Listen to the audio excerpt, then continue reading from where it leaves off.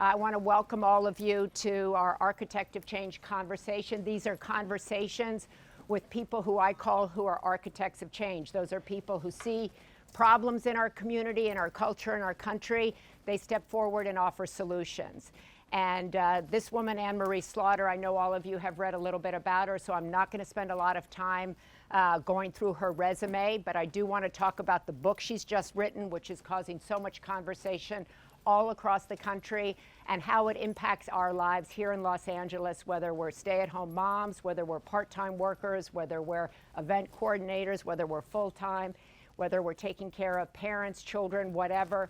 She's written this book that I think can kind of impact all of us. And the goal. Thank you and welcome to my friend, Anne Marie, who's been really a voice trying to get us to talk about these issues. Her book is called Unfinished Business: Women, Men, Work, and Family. And so let's begin, Anne Marie, by talking about unfinished business. Whose unfinished business are you talking about? What do you want these women and a few select men here?